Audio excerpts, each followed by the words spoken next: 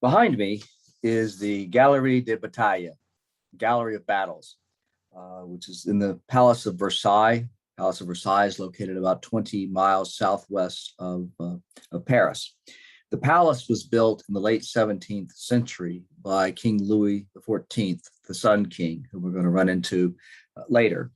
Um, in the early stages of the French Revolution, his successor, his grandson, Louis XVI, was forced out of Versailles. No further kings ever lived in Versailles. It was increasingly sort of became a museum. The gallery was constructed in the 1830s on the orders of King Louis Philippe I, and it contains no fewer than 118 busts and paintings. It is a stunning celebration of France's martial past. I'm going to share the screen with you. As ever, it always takes a moment to do. This is the awkward part. Okay, almost there, almost there. Okay. As a way to examine war in medieval Europe, we're going to look at 4 of the imposing paintings in the gallery, starting with the one directly behind these American soldiers on leave in 1944, 1945, the waning months of the Second World War.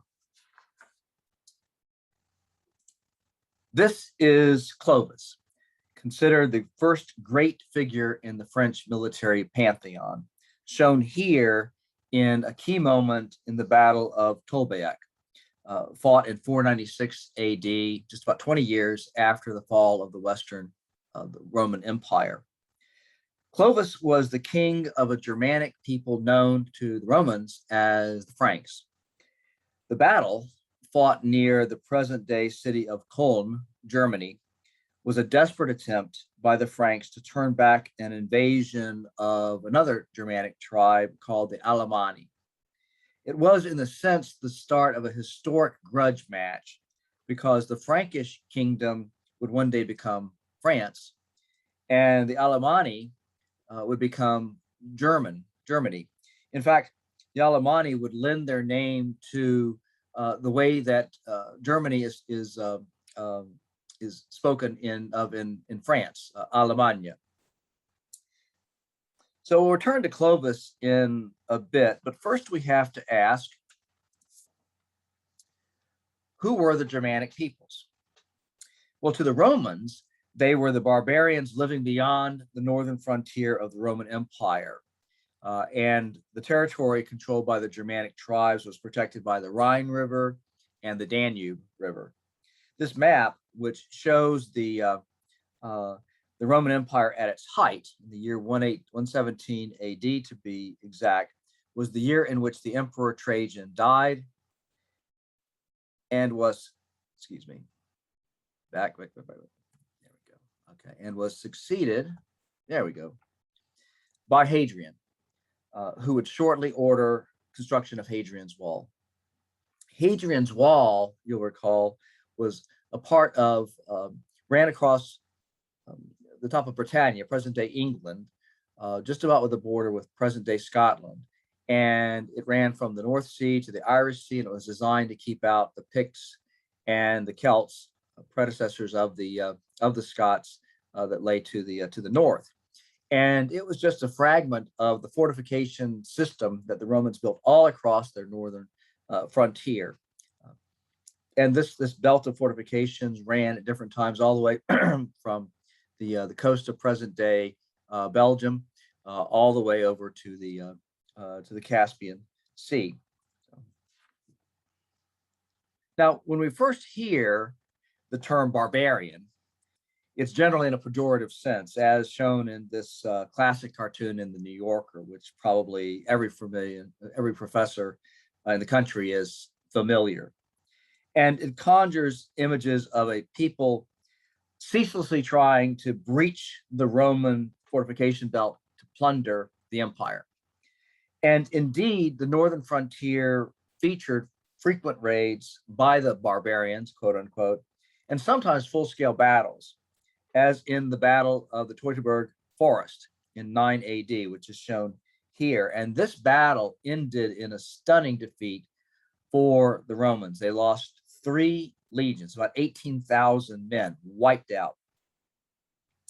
But the relationship between the Romans and the Germanic peoples was far more complex than the caricature that barbarians at the gates would suggest.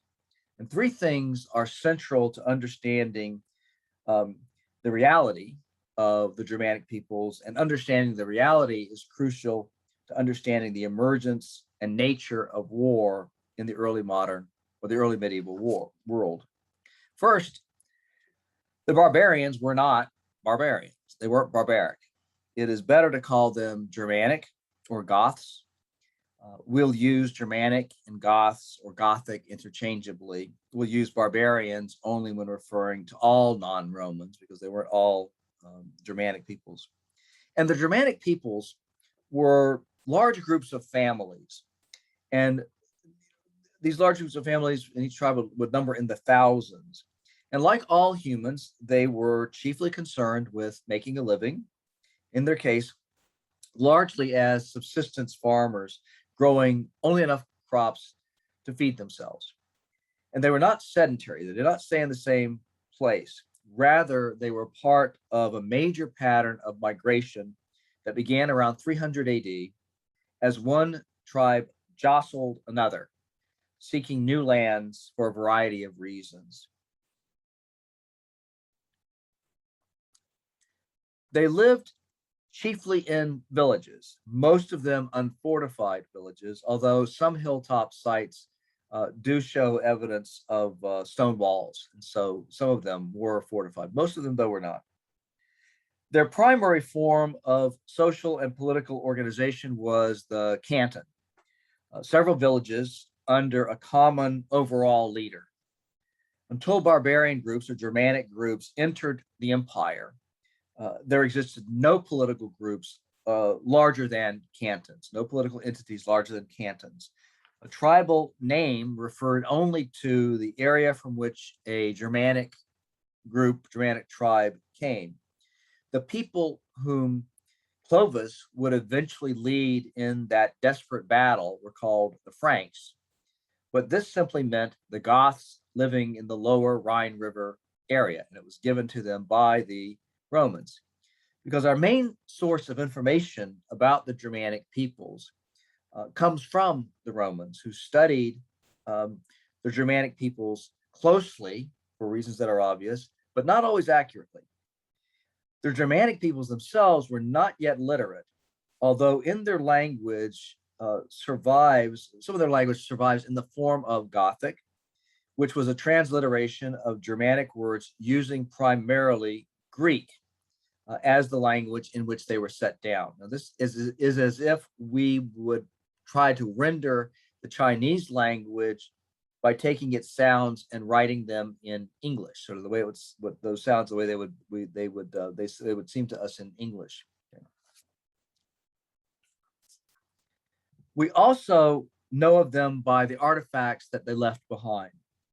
The archaeological evidence suggests that the barbarian society, the Germanic society, was uniform, and that no significant differences in material or socio-political culture existed between the various groups living along the Roman frontier. They were indistinguishable, except by their membership in a particular political grouping. So that's the first thing to know about the Germanic peoples. The second thing is that some tribes made treaties with the empire, which, among other things, enabled the men in those Germanic tribes to serve in the Roman army. Arminius, who was the victor in the Battle of the Teutoburg Forest, was a Germanic person, a person of Germanic descent, who was a Roman citizen, actually, and had been a general in the Roman army, although in his case, he grew up in Rome after being taken hostage by the Romans as a child.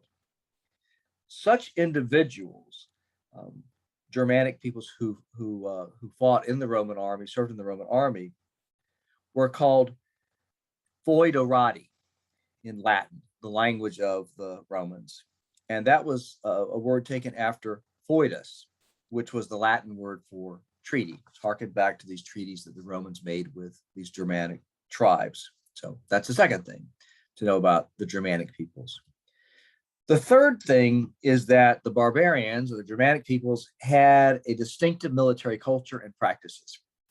They were a martial culture in which men saw themselves as warriors and fought in order to display their prowess and simply to engage in fighting. Leaders gained prestige from military success. Social rivals in the same or another canton would be forced to compete. And the easiest way to do this would be to launch a raid of their own into the empire. Even if the raid failed, the fighting still produced some prestige for its leader and for those taking part. So a lot of these incursions into the empire actually had no other purpose than to enhance the prestige of Germanic leaders. That's what it was basically about. As a martial society, barbarians or Germanic peoples fought the empire primarily because it was there. It was there, it existed as a target, and thus served as a means by which to display that valor and prowess as warriors. It didn't mean once they got inside the Roman Empire, they didn't loot, take stuff, but that was almost secondary in importance to being able to demonstrate, how good they were as warriors. And they probably never thought of actually overthrowing the empire until perhaps it was on its last legs in the 5th century. When fighting the Romans, the Germanic peoples used mostly raids and ambushes, attempting to avoid full-scale battles because the Romans were likely to win a full-scale battle. The Battle of the Teutoburg Forest was unusual and came about only because the Germanic commander Arminius, once again, was able to assemble an alliance of tribes who fielded about 15,000 men in all, roughly the same size as the 3 Roman legions arrayed against them.